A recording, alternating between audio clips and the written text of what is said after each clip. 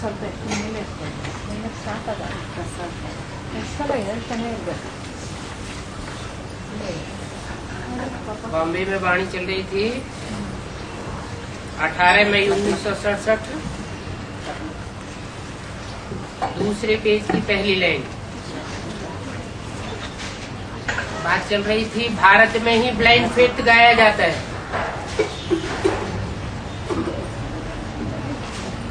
दूसरे देशों में अंधश्रद्धा नहीं गाई जाती। शास्त्रों में है ना, अंधों की औलाद अंधे, अब तुम तो भगवान की औलाद, सोझरे की औलाद बने हो। वो है रावण की औलाद, परंतु अपन को कोई समझते थोड़े ही है। वो बिल्कुल ही बेसमझ हैं। जो ना अपन को समझते हैं हम किनकी औलाद हैं। जैसे छोटे बच्चे होते हैं गुड़िया बना करके फिर तोड़ देते हैं, ऐसे वो भी गुड़ियों की पूजा में लगे हुए हैं।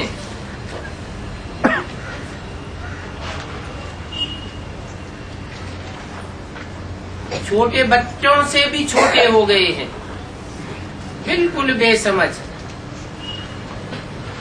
इसको कहा ही जाता है अंधश्रद्धा की पूजा।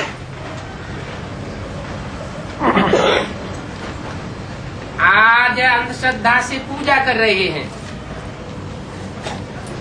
कल उनको ही डुबो देंगे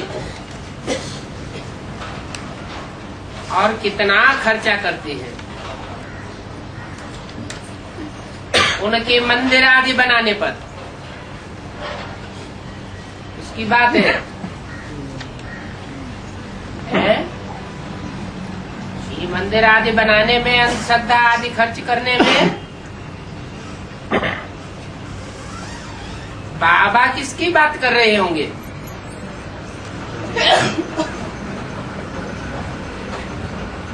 ब्राह्मणों की दुनिया में ही ऐसे अंधश्रद्धालु हैं जो अंधश्रद्धा पूर्वक गुड़ियों की पूजा करते रहते हैं, बिना समझे उनके मंदिर आदि बनाते रहते हैं। कौन से मंदिर? सेंटर आदि बनाते रहते हैं। बाप कहते हैं कि मैं तुमको कितना साहूकार बना करके जाता हूँ, तुम फिर गुड़ियों की पूजा में लग जाते हो।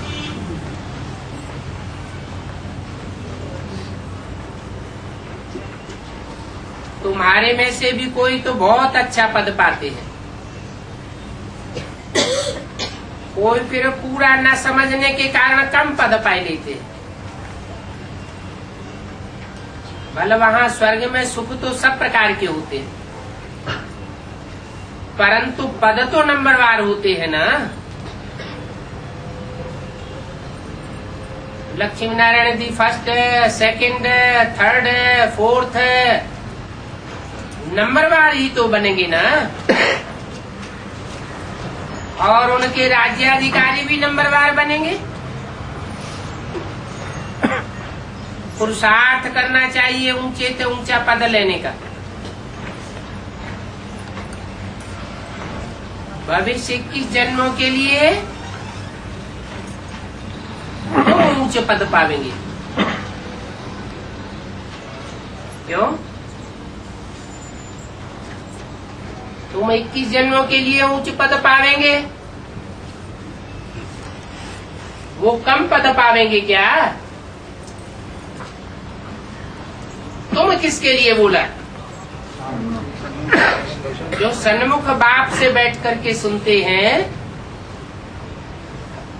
अंधश्रद्धा का उच्छेदन कर देते हैं,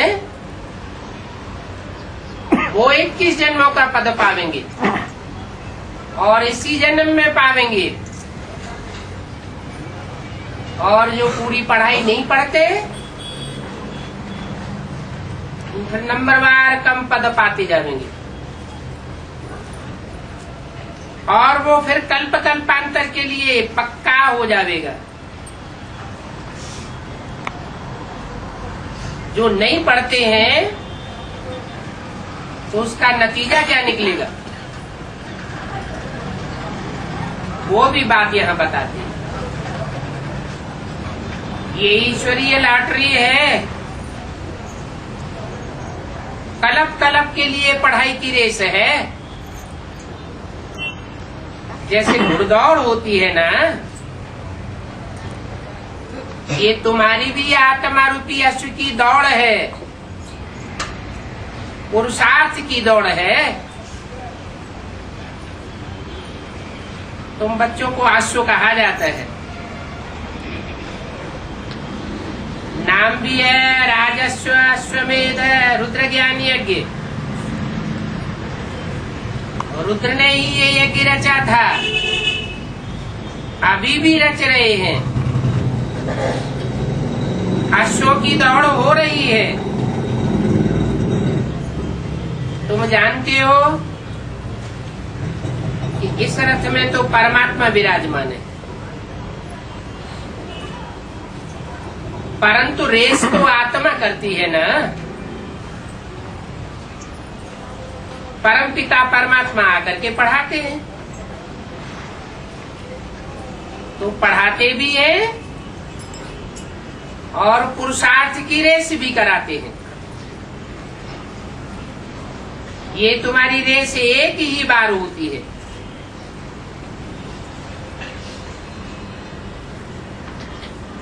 वो घुड़दौड़ तो रोज रोज होती रहती है। रेस कोर्स बनाते हैं, रोज ही दौड़ चलती है। इस दौड़ में बाप तुमको एक ही मंत्र देते हैं, मन मना भव। बाप को याद करते रहो तो तुम्हारे विकर्म विनाश हो जाएंगे।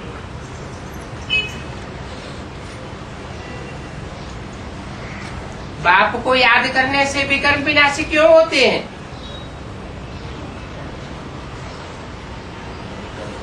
औरों को याद करने से विकर्म क्यों बन जाते हैं?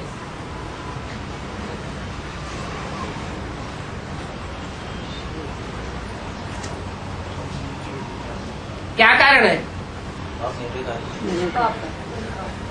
बाप कोई कर्म का भोग नहीं भोगता, इसलिए अभोक्ता कहा जाता है।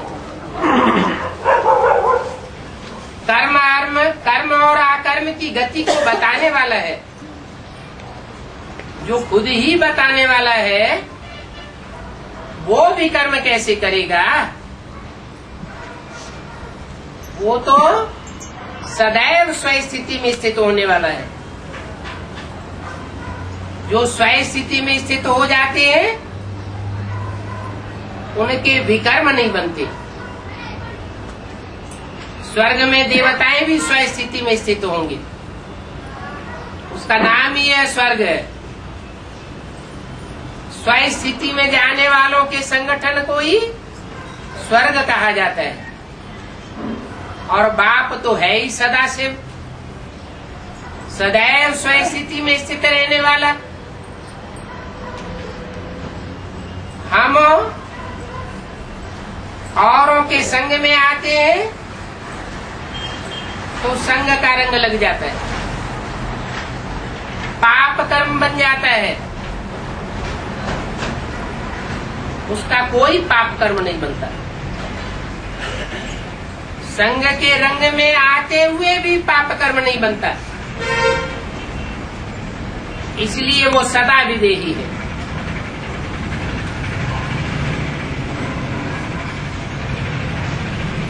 तो उसको याद करने से हमारे विकर्म विनाश होंगे। विकर्म जितने जास्ती विनाश होंगे,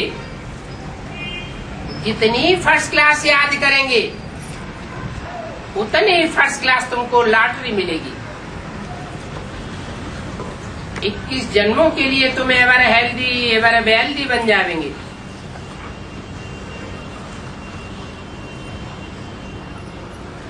सजा खाने वाले का पति भ्रष्ट हो जाता है, ऐसी पढ़ाई पढ़ते हुए भी फिर ऐसे ऐसे हैं जो पढ़ाई को ही छोड़ देते हैं। ऊंच पद पाते पाते गड्ढे में चले जाते हैं, ध्यान ही नहीं देते। कई तो समझते हैं कि वो ही बातें तो रोज समझाते हैं, कोई नई बात तो बताते नहीं। 5-7 रोज अगर मुरली नहीं भी पढ़ी तो इसमें हर्जाई क्या है। परंतु बाबा कहते हैं कब कब मुरली में पॉइंट से ऐसे ऐसे निकलते हैं जो एकदम कोई भी खड़े हो सकते हैं। इसलिए बाबा ताकीद करते हैं कि जो अच्छे अच्छे बच्चे हैं उनको तो मुरली रेगुलर पढ़नी चाहिए। स्कूल में अगर कब कब जावेंगे तो बाप और टीचर क्या समझेंगे, कहेंगे ये तो मूर्ख बच्चा है जो पढ़ता नहीं है, इसकी तकदीर में नहीं है।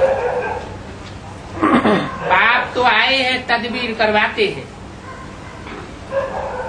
बाप आकर बच्चों को शिक्षा देते हैं, युक्ति रचते हैं, समझाते रहते हैं कि जो भी कोई आवे तो उनको बाप का परिचय देते रहो। यहाँ पर भक्ति की, पूजा की और कोई टंट घंटा आदि की बात नहीं है। यहाँ अंधश्रद्धा की बात ही नहीं,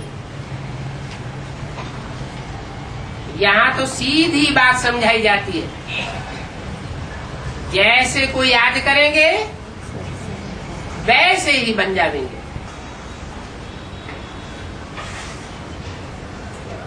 हम लोग कभी शिवाय नमः अथवा कृष्ण नमः नहीं कहेंगे, कभी मंदिर में नहीं जावेंगे,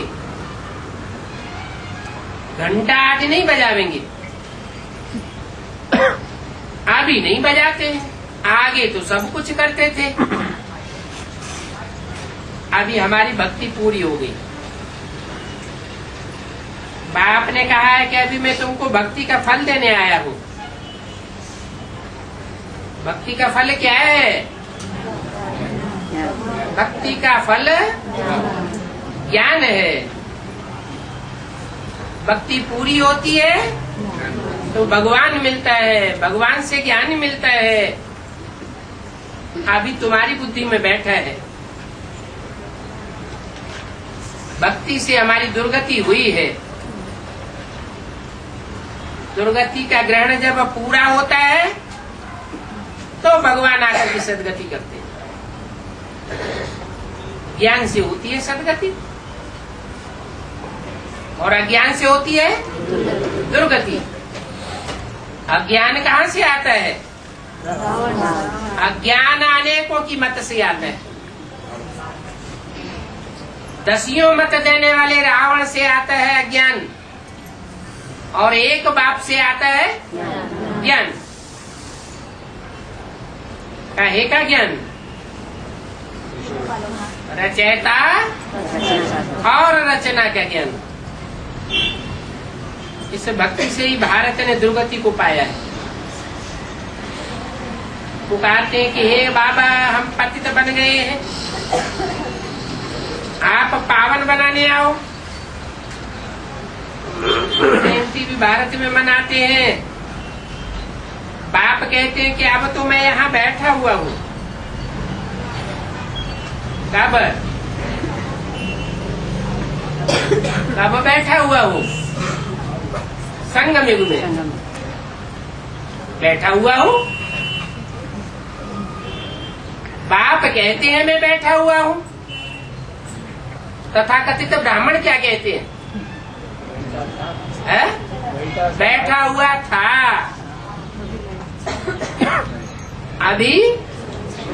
अभी हम बैठे हैं। जब बैठा हुआ था तब हमने सन्मुख पढ़ाई पढ़ी, हमने सन्मुख प्राप्ति की। अब तुम लोग हमारे सामने बैठे हो तो हमसे तुम प्राप्ति कर सकते हो।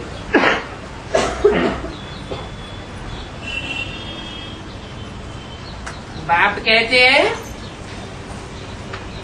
मैं तो जब इस सृष्टि पर आता हूं तो धर्म पिताओं की तरह नहीं आता हूं। आया राम गया राम। अपने धर्म की धारणाएं सिखाई, सुनाई और चले गए। कल्याण कोई का होता नहीं, दुनिया और ही नीचे गिरती जाती है, खुद भी नीचे गिरते जाते हैं और ही बुद्धि जामड़ी होती जाती है। मैं जब आता हूं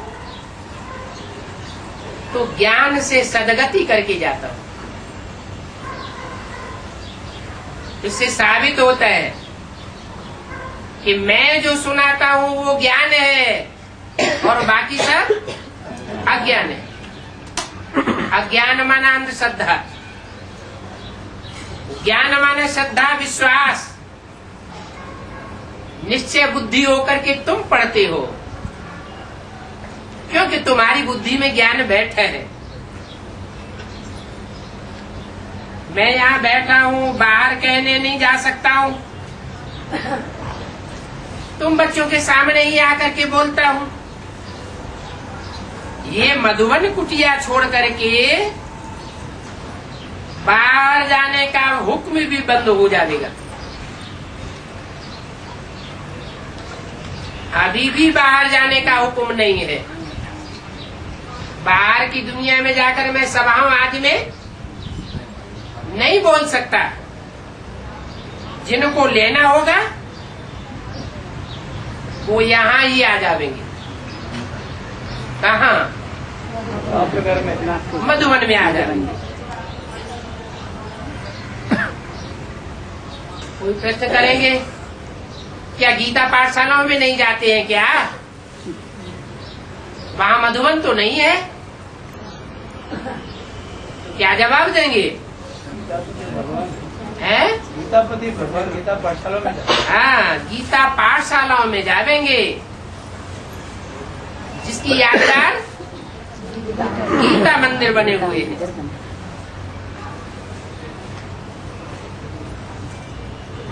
बच्चे भी जानते हैं कि हम खुद पढ़ करके पढ़ा करके फिर हेड ऑफिस में ले जाते हैं। ये भी बात ठीक है। बाबा कहते हैं कि दरवाजे से बाहर भी मत निकलो।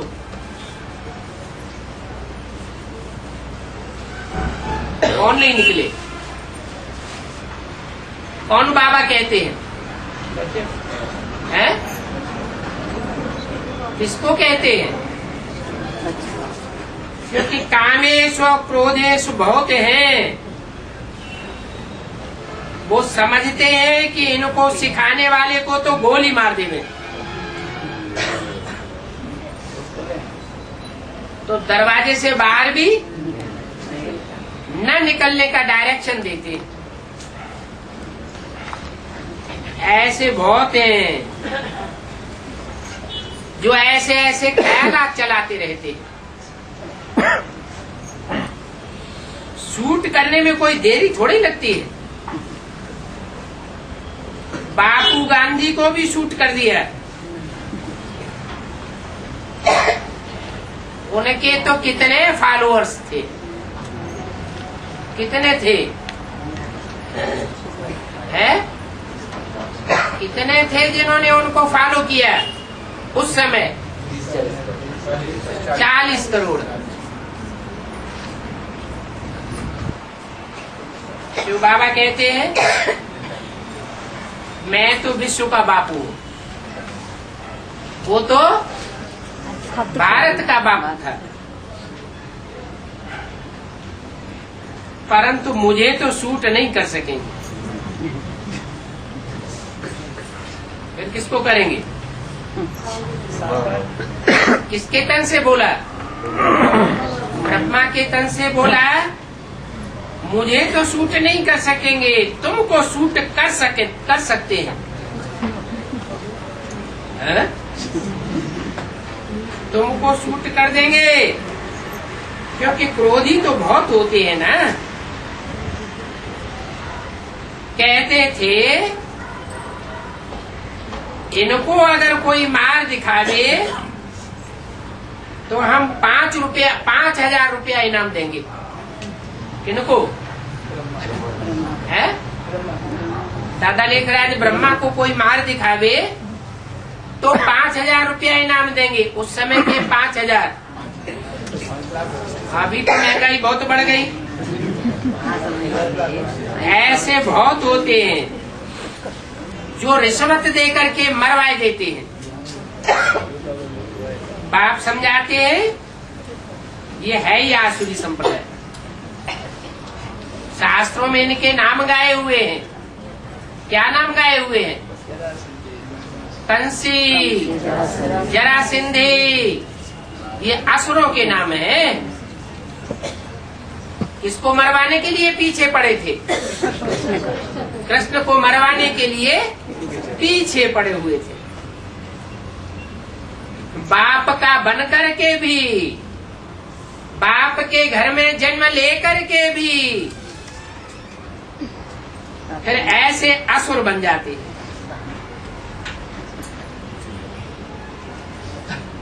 खून से लिख करके देते थे, फिर भी असुर बन जाते। और यहाँ कोर्ट स्टाम्प पर लिख करके देते हैं, फिर भी भगवान बन करके बैठ जाते हैं। 5-7 रोज में देखो कितना ज्ञान की टाई टाई करेंगे, औरों को भी सुनावेंगे। थोड़े रोज बाद देखो तो फां हो जाते हैं। इस समय तो तमो प्रधान माया है। बाप भगवान हमको पढ़ाते हैं तो फिर हमको कितनी खुशी होनी चाहिए। भगवान वाची भी है ना, सिर्फ गीता में नाम बदली कर दिया है। क्या? ज्ञान सुनाने वाला मुख जो है वो कौन सा है? कौन उवाच करता है?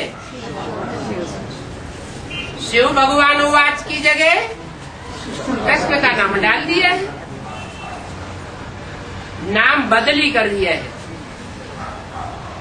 नहीं तो नाम किसका होना चाहिए? शिव भगवान उवाच। शिव तो बिंदी का नाम है, फिर कैसे उवाच करेंगे? है? साकार में प्रवेश करते हैं। ब्रह्मा के तन में साकार में प्रवेश नहीं करते थे, माँ के रूप में प्रवेश करते थे। फिर कृष्ण का नाम क्यों डाल दिया है? माता का नाम डाल देते, कृष्ण भगवान वाच क्यों लिख दिया? पिताश्री ब्रह्मा क्यों लिख दिया? नाम बदली कर दिया है। बाप कहते हैं इन बदली करने वाले साधुओं का भी मैं उद्धार करने आया हूँ। इन्होंने शिव भगवान वाच के बदले कृष्ण भगवान वाच लिख दिया है, उनका भी मुझे उद्धार करना है। साधु लोग ये अक्षर पढ़ते भी हैं,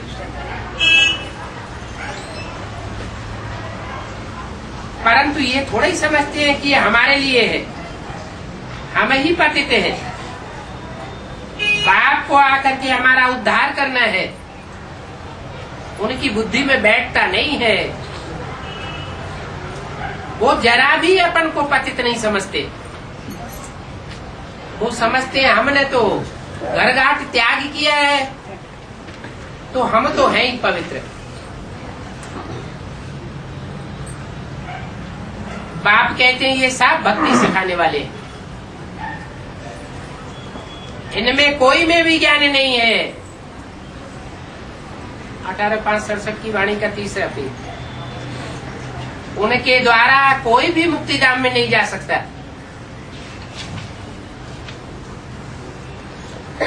सबका बंधन और ही बढ़ता जाता है। ये जीवन बंध धाम है, इससे कोई निकल नहीं सकता, मेरे से कोई मिल नहीं सकता।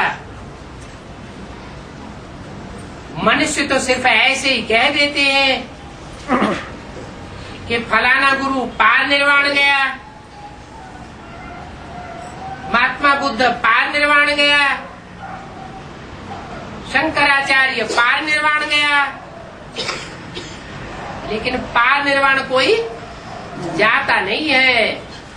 अगर एक भी गुरु पार निर्वाण जाए तो अपने पीछे फॉलो करने वाले चेलों को भी तो ले जाएगा। गुरु मर जाते हैं, चेलों का सत्यानाश होता है, चेले फिर दूसरे गुरु कर लेते हैं। कहते हैं लीन हो गया, आत्मा परमात्मा में लीन हो गई। कृष्ण के भक्तों से कृष्ण के लिए पूछते हैं तो वो कह देते हैं वो तो सर्वव्यापी है, जिधर देखता हूं कृष्ण ही कृष्ण है। राधा के भक्त फिर कहेंगे जिधर देखो राधा ही राधा है। तो सर्वव्यापी बनाए देते हैं। एक तरफ कहते हैं कि सब ईश्वर के रूप हैं,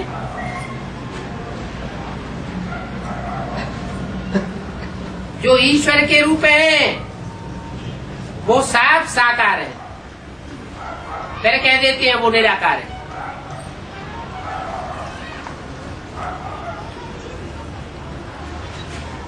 फिर दूसरी तरफ कृष्ण साकार के लिए कह देते कि वो ही भगवान है। तो देखो जिनसे जो मत मिलती है उन्हीं को फॉलो कर लेते हैं।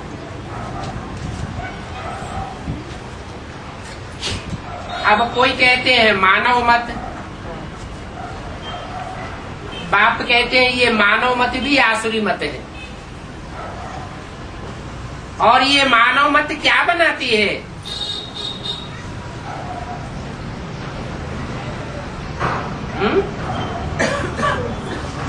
जो मनुष्य की मत है वो क्या बातें बनाती है? मानव मत काली का चित्र बनाया है, कितना भयानक रूप बनाया है। बस काली माँ कह करके एकदम मस्त हो जाते हैं, कोई की सुनते नहीं है। काली के बहुत भक्त होते हैं। तब कलयुग के अंत में जब बहुत काला युग हो जाता है तो काली के भक्त ढेर के ढेर हो जाते हैं। बकरे की वहां बलि चढ़ती है, इसकी बकरे की बलि कहाँ की यादगार है? कैसे? जो यहाँ कहते हैं कि मैं ही स्वर्ग का निर्माण करूंगा, मैं ही नई दुनिया बनाऊंगा, मेरे अलावा और कोई विश्व का कल्याण कर नहीं सकता, ऐसों की काली फिर बलि लेती है। भारत को आदमखोर भी कहा जाता है। महात्मा बुद्ध का जन्म लेने से पहले भारत में आदमियों की बलि चढ़ाई जाती थी।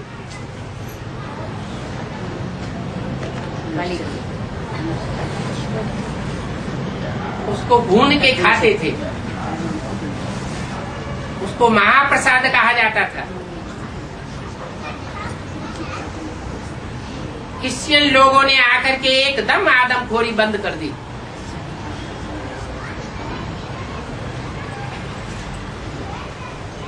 बाबा उसका नाम क्यों पड़ा आदमखोर? आदमी को खा जाते थे। ये कहाँ की अहंकार है? यहाँ संगम युग में भी कोई स्थूल रूप में भून के खा जाने की बात नहीं है। पुरुषों को भी सरेंडर करा लेते हैं। हालांकि पुरुषों को सरेंडर होने की दरकार नहीं है। सरेंडर करके उनका तन, उनका मन, उनका धन, उनके संबंध और संपर्क सब स्वाहा कर लेते हैं। स्वाहा करना माने भून के खा जाना, अपने पेट में डाल लेते हैं भगवान के नाम पर। वहां तो क्रिश्चियंस ने आकर के बंद कर दी। यहाँ फिर आदमखोरी कौन बंद करता है? भगवान बाप आते हैं तो कृष्ण बच्चे के द्वारा प्रत्यक्ष होते हैं। कृष्ण बच्चा जब प्रत्यक्ष होता है तो ऐसी आदमखोरी को बंद करा देता है। देवियों की जो पूजा करते हैं वो पूजा में इतने मस्त हो जाते हैं, अपने बीवी बाल बच्चों को परवरिश करना भूल जाते हैं, सारा जीवन स्वाहा कर देते हैं।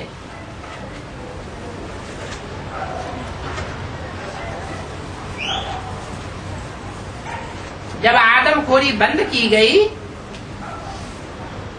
तो मनुष्यों की बलि चढ़ाना बंद हो गया। नहीं तो बहुत ही मनुष्यों की बलि चढ़ाते थे।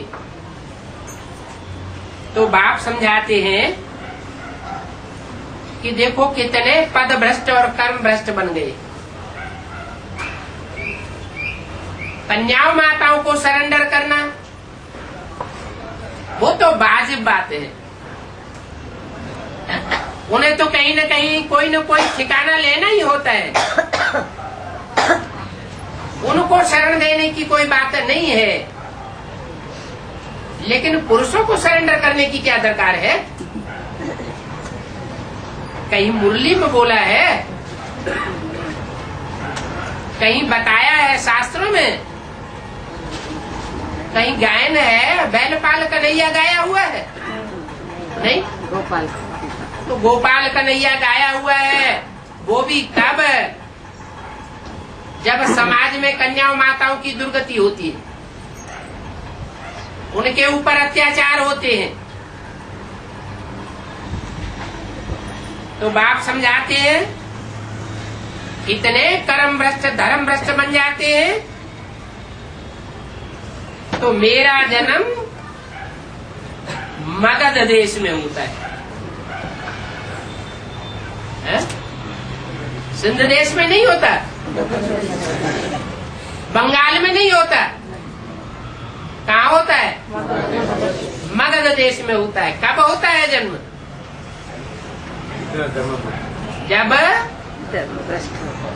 जब मनुष्य ऐसे धर्म भ्रष्ट कर्म भ्रष्ट बन जाते हैं कि मनुष्य की भी बलि चढ़ा करके उसको भून के खा जाते हैं, स्वाहा करके खा जाते हैं।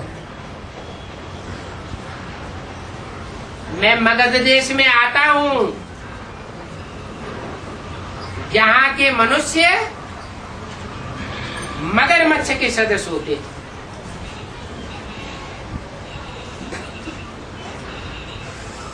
मगरमच्छ क्या करता है? मगरमच्छ नाम है बड़े माछला का।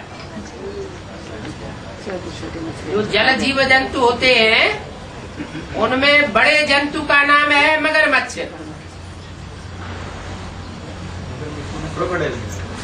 क्रोकोडाइल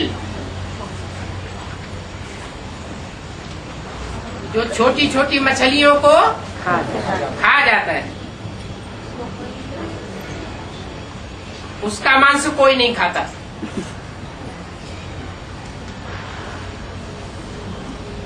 गऊ का भी मांस खाते हैं।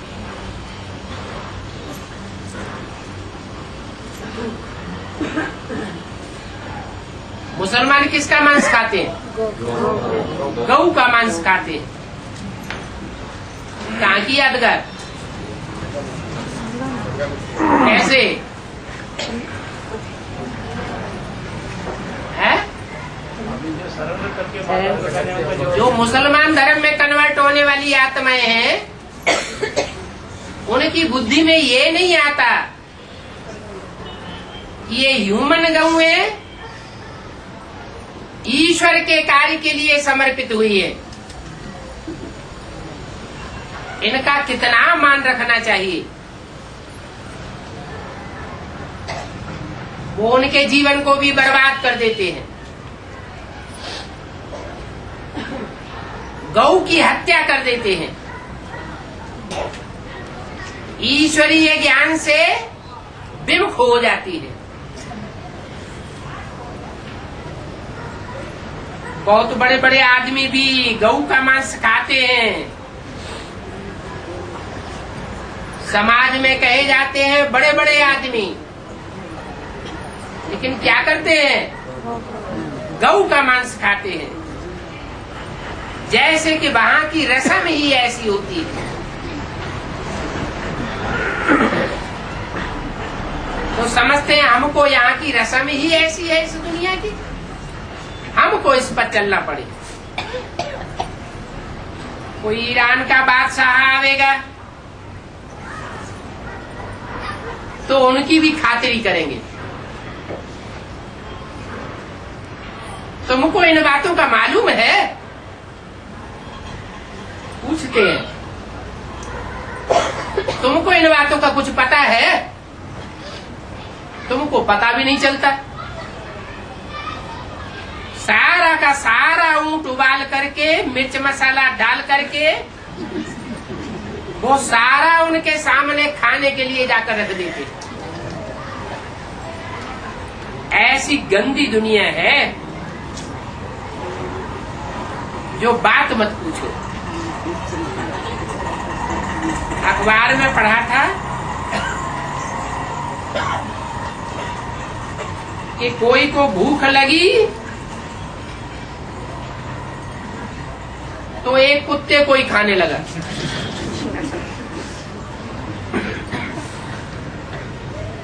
अब भूख लगी तो बेचारा क्या करेगा? जो आया सो खाया।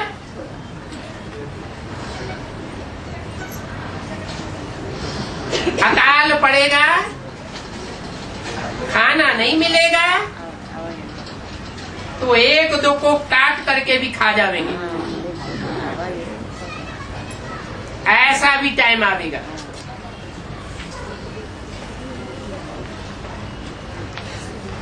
लड़ाई लड़ने वालों को और कुछ नहीं मिलता है तो अपने घोड़े को भी मार करके अपना पेट भर लेते।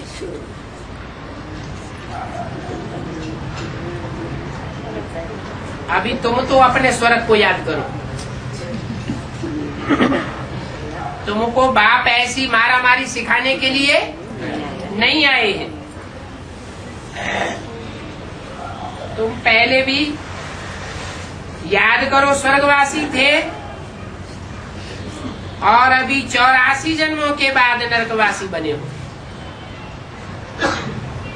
क्या कहा? क्या याद दिलाया? 84 जन्म पहले तुम स्वर्गवासी थे और अभी फिर स्वर्गवासी बने हो। ये क्यों नहीं कहा 83 जन्म और 82 जन्म पहले स्वर्गवासी थे?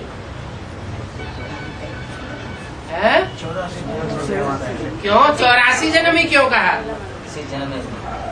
है? पूरा जो 84 जन्म, हाँ, जो पूरे 21 जन्म स्वर्ग भोगते हैं बच्चों से बाप बात करते हैं, जो कम जन्म भोगते हैं उनसे बात नहीं करते। अभी तुम संगम पर हो, फिर स्वर्गवासी बनना है। एक ही घर में एक स्वर्गवासी बन जाता है और संबंधी फिर नरकवासी ही बनना पसंद करेंगे। बाप का भी नहीं मानते। बाप बच्चे को कहेगा पवित्र बनो, एकदम मना कर देगा, हम नहीं बनेंगे। बूढ़ा बाप होगा, बाप नौजवान नहीं होगा, बूढ़ा होगा और कहेगा कि पवित्र बनो, तो फट कह देंगे, ऐसे अगर तुमने दोबारा कहा तो टांग तोड़ दूंगा।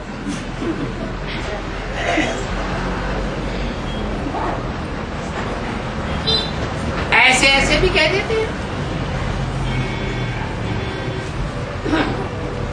यहाँ ज्ञान लेते लेते फिर गुम हो जाते हैं, पढ़ते ही नहीं है। 7 रोज में 1-2 बार आते। बाप फिर कहेंगे तुम तो कपूत हो, नहीं पढ़ेंगे तो जरूर निंदा करावेंगे। चलन शैतानी होगी, इसलिए रोज पढ़ाई नहीं पढ़ते हैं। नहीं पढ़ेंगे तो पथभ्रष्ट हो जाएंगे और ही अपना जास्ती नुकसान कर देंगे। पढ़ाई तो बहुत सहज है, सिर्फ अलफ और बे को याद करना, बस यही गांठ बांध लो। अच्छा, बे भी याद नहीं पड़ता है तो उसे भी छोड़ दो। बे का डिटेल याद नहीं आता है तो उसको भी छोड़ दो। क्या करो, सिर्फ अलफ को याद करो। पढ़ेंगे तो अच्छा पद पावेंगे। याद में रहने वाले की बुद्धि में नॉलेज ऑटोमेटिकली आ जाती है। क्या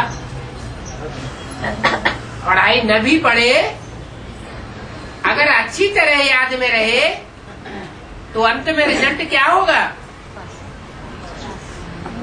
ज्ञान अच्छी तरह ऑटोमेटिक बुद्धि में बैठ जाएगा। इसलिए बाप कहते हैं सिर्फ अलफ को याद करो। कहते हैं बाबा हम भूल जाते हैं। अरे बाप जो तुमको विष्णुपुरी का मालिक बनाते हैं उनको ही तुम भूल जाते हो। बेहद के बाप ने तुमको अडॉप्ट किया है विश्व का मालिक बनाने के लिए। सो तब बनेंगे जबकि उनकी श्रीमत पर चलेंगे। कोई तो 5-7 मास की समझ करके विलायत में जाते हैं तो वहां जाते ही खेल खलास हो जाता है, फट से संग का रंग लग जाता है। कोई तो फिर बहुत अच्छे नियमों पर भी चलते हैं, विलायत में जाने पर भी पक्के रहते हैं। बहाने करने वाले बहाने तो अनेक प्रकार के कर सकते हैं। विलायत में जाने वाले क्या बहाना करेंगे? क्या करें? वहां माहौल ही ऐसा है।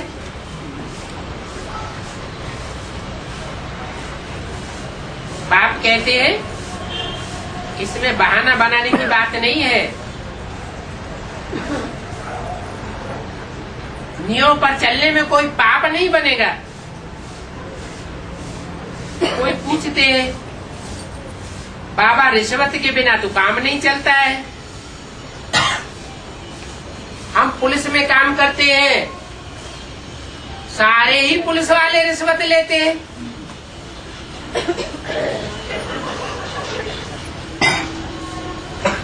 तो पूछते हैं ये पाप तो नहीं है? रिश्वत लेना कोई पाप तो नहीं है? बाप कहते हैं वो भी तुमको करना पड़ेगा।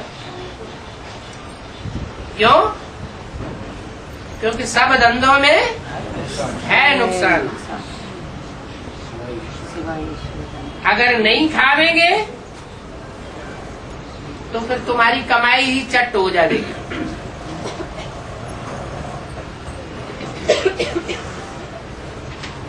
अगर तुम रिश्वत नहीं खावेंगे तो तुमको कोई ऊंच पद नहीं देवेंगे, तुम्हारी तरक्की बंद करवा देंगे, नौकरी से ही निकाल देंगे।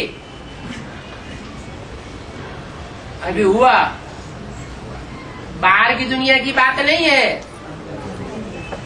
ब्राह्मणों की दुनिया में ही दिल्ली में एक भाई बहुत सेवाधारी, फर्स्ट क्लास गीता पाठशाला चलती है।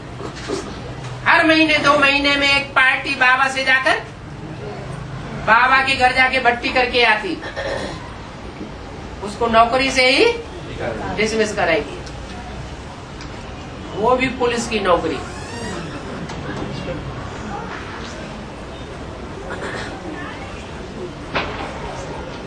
तो बोला नहीं खावेंगे तो तुम्हारी कमाई चट करवा देंगे, नौकरी से ही निकाल देंगे। इस दुनिया में रिश्वत खाने वाले तो बहुत होते हैं ना। तो बाप युक्तियां तो सारी बच्चों को समझाते, सिखाते रहते। बाप रमजबाज तो है ना, तुमको पढ़ा रहे हैं। बाप आए ही है सबको वापस ले जाने के लिए। पहली बात ये समझाओ कि ये ज्ञान है।